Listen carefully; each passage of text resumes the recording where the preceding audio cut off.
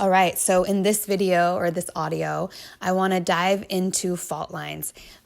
This is not going to be as long as the previous video, and I'm just going to hit on the basics. If you want to go deeper into this, you can check out my 6-week abundance training course. The final version is going to be coming out in October. But if you're interested in being trained in this, if this is really resonating with you, you can contact me because I will have some mentoring spots open as well. So just wanted to let you know that. But when we connect with our fault lines, so as I said in the previous video, think of a fault line as where a fracture happened. So your heart was whole at one point, and you understood that you were enough and there's enough, and you understood the value of life. You just were able to love it and experience creation because you didn't have any concept that there wasn't enough or that it wasn't valuable or that it was bad or wrong or evil. You didn't have any concept of that. At some point, that program entered, and that fractured the heart. And where it entered for you personally is different than where it entered for me personally, because we were all wounded in very unique ways. And that wound is historical. What you were born into is part of the wounding you picked up. That you're sort of like, we all are bearing the burdens of humanity in a sense, because we're ultimately all connected to the same story, the same ultimate story of humanity. But we were uniquely wounded in that. And it is in that unique wounding where the key to our algorithm of abundance lies. And when I say algorithm of abundance, I use it very intentionally because of the internet and because of computer programming, we have the closest language we've ever had to understanding how creation works. Because it is ultimately about programming. Everything is based on beliefs. And so an algorithm is how the internet is tracing, in a sense, patterns and trying to leverage them to make things easier. It's like if you're always searching for whatever, certain kind of camera, it's like, well, then why not have the cameras come up in your feed automatically and start narrowing your search down to more accurately reflect what you're looking for or what you're desiring. And the computer has all these different ways to track that and figure it out. That's the most crude way to understand the deeper truth in this, because this is something that happens automatically with desire. The universe will reflect it back to us, and we have this intimate connection with the matrix itself, or with the mind, because the mind is an aspect of us. It's a reflection of the heart. And so when we understand that we have this intimate connection and we start trusting that connection, we can start getting more authentic and clear in our signal. We can start actually using that connection to clear up our matrix, to clear up our reality, and to actually start experiencing heaven on earth. But where we are blocked, or where we are numbed out to that relationship that we have with our mind, our source, is where we have been wounded and picked up these beliefs that we're not enough, there's not enough. And so in order to actually reestablish our organic algorithm of abundance, which is the most natural state of being a creator or a manifester, where the universe automatically gives us what we ask for because we have that much trust with it. We understand how it works. In order to reestablish that connection and that trust, we have to reestablish the ability to feel along the edges of our fault line. And those places where we are most vulnerable, in other words, most easily triggered back into our past experiences where we believed we're not safe and there's not enough and we're not enough. When we get triggered back into that, that's how we repeat the same things over and over. But those same triggers can actually trigger us into a new experience, to have a new belief inserted. And it's when we react or respond differently to the same trigger. And so activating abundance, the key and the first thing that happens is, whoop, you get triggered. Your fault line will get triggered. because that opens up your heart. It turns you back on. It turns back on your ability to feel. And right here is essential, because this is where you get all the data, the most important data you can get, all the things that Google's trying to track in order to, give you what you want. This is the data you can give yourself when you trigger your fault lines, or when your fault lines get triggered, because you can see where you are, what you actually believe, why you actually believe it, and what need that you need to be met that never got met. Because we created these beliefs out of lack, and the reason those beliefs stayed is because they were never corrected. A belief is corrected when we challenge it and do something different. So if I always have the experience that men are assholes, then I'm going to continue, and I believe that over and over. Then I start looking for it because I see everything through that lens, and I interpret everything through that storyline. Then I'm going to continue over and over and over and over to reinforce that belief. The same thing happens when I decide, wait, I'm going to trigger this belief. So let's say a man is an asshole to me, which triggers that hurt or that wound. Like, yeah, this is what men are. And in that triggering, if I realize that I can do something different, I'm triggered and I'm back to that belief. I'm back to that space where I created, or I inserted, I accepted the belief that men are assholes. And in this moment, I can, because I'm aware that I'm triggered, I can ask myself, do I want to respond the same way I've been responding? Which for me, if that were my belief, well, it has been actually. It's very much healed now. But in the past, that was definitely a belief I carried.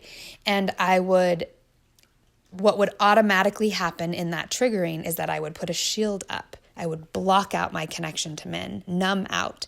And in a sense, that would make them nothing to me. I'm impervious to getting hurt by men because they're nothing to me. And then all these sort of, in order to hold that space of not being hurt, I also sort of had to develop these superiority beliefs. I'm better than, and because I'm better, then I'm more worthy, and it means I don't have to connect. I don't have to see them as worthy. I don't have to be enslaved by them. You see how it works. So knowing that, if I understand that that's my patterning and I'm triggered, and I understand I have an opportunity in this moment to challenge that belief, and the reason why I want to is because it doesn't feel in alignment with truth. It doesn't feel good to have that belief. It doesn't feel good to be at war, because the men, or the masculine energy, represents an aspect of me. Everything represents something about us. Everything is a reflection of us, and we all have masculine and feminine energy. So for me, as I was able to actually go into that trigger, what's interesting about a trigger, so let's say in this case, men trigger me, and anything that I have associated with men, so this is where the automatic programming comes in. Any association I have with men will also sort of be triggered on my line. So it could be past experiences. It could be anything I associate with masculine energy. So for me, the primary things, which you guys heard me talk about in my video that I was sharing my experience with the class, the 6-week abundance training class, the primary triggers for me with men, or the primary associations with masculine energy, are God and money. And so if I have this belief that men are bad and men are assholes, but then it's associated with money, which is needed on the grid, and with God, which is essentially a need and or a burden and or a sense of war. But either way, it's always been in my reality. God has always been in my reality, or a concept of God, or whatever that represents. It's an energy that's been there. So it automatically brings up this conflict that this thing is bad, men are bad, but I also need them.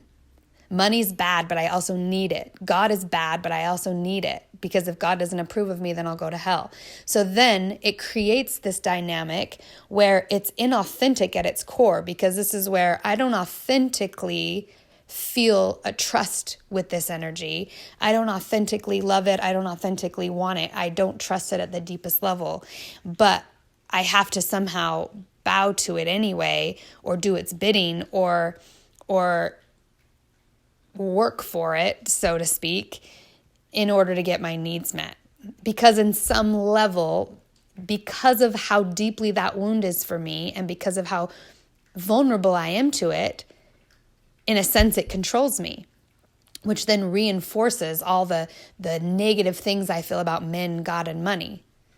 All those negative things, it's ultimately that enslaving energy. I don't want to be enslaved. I want to be free from all of it. And yet I'm tied up in all of it, and I kind of like all of it as well, because there's an aspect of me that resonates with all of it, because all of it is an aspect of me. Do you see what I'm saying? How it creates this internal conflict. And then in that internal conflict, it's like an earthquake is, because it's like opposing energies that creates an immense amount of tension and can create an earthquake. That's that fault line. And the interesting thing about that opposing energy is that same sort of tension and polarizing forces under a different belief can be like making love. And that's why the difference between making love and having it forced upon you, getting raped, are two different, completely different things, even though the physical act may be the same. And that's why what we do does not matter. It matters what belief we are doing it from. That's why two people can be doing the exact same thing and one of them be in abundance and one of them be in lack. It matters the belief they're coming from and why they're doing it. So to really access your algorithm of abundance is to understand your fault line completely. Understand where you're the most vulnerable, where you have the deepest wounds and the deepest triggers, and then make healing that relationship, making that pattern work for you rather than against you, because that's where you have the most energy, the most intense energy. It's also going to be where you have the most desire, because your soul wants to be free. It does not want to be enslaved. And so there's so much power here in our fault lines, so much power. And when we shift here, everything shifts. Everything will shift, because this is where the automatic programming is. So it's strategic to go into first of all, identify your fault line, to know where you are most vulnerable, and then to make it a priority to heal that relationship, to change that belief. So for me, if I'm enough and there's enough, and if every reality exists, that's part of understanding infinity and eternity, is that all realities exist. All realities are created through beliefs. And some realities feel good to exist within, and some realities do not. Some realities empower our life force and our creative energy, and some drain it. And the only way to know which reality you're in is by tuning into how the reality feels. And to stay enslaved, you have to tune out to how you feel. So that's why so many people never get free, because we have believed this lie that the heart is somehow weak or wrong or bad or scary or deceitful or whatever, and we don't trust it. And therefore we retreat into the mind, and we make the mind our God. And the mind is limited when it's not connecting to the heart, when it's not able to feel the reality of the heart, because the heart is what inspires the mind to create whatever it creates, the beliefs. So getting into your fault line and understanding everything you can about that war, about that borderline where you were broken, and healing that relationship, starting primarily with the bedrock belief that you are enough and there is enough. You are enough and there is enough. That changes everything. And really ask yourself every time you take an action, especially those automatic responses, is this reaction coming from a belief that there's not enough and I'm not enough, or a belief that there's enough and I'm enough? Because if I can stop myself and know that's how I would have responded based on my automatic programming, but now that I know I was responding that way because of a core belief that there's not enough and I'm not enough, how would I respond knowing there's enough and I'm enough? How would I respond knowing that we're sovereign, that everyone can be sustained from the heart, from a direct connection to source?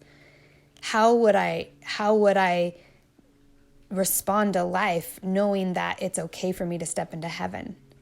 How would I live in heaven, in the body?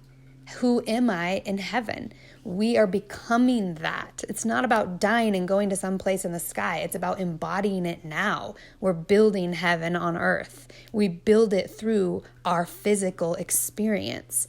When we have a new experience based on a new belief, we create a new reality.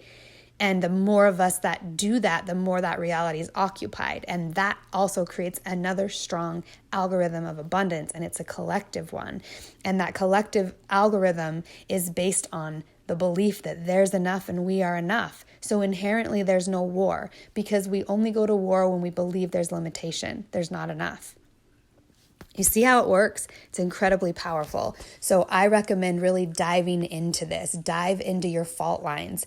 Dive into this, to the most intimate spaces within you, because that's where all the energy is. That's where all the power is. That's where all the tension is.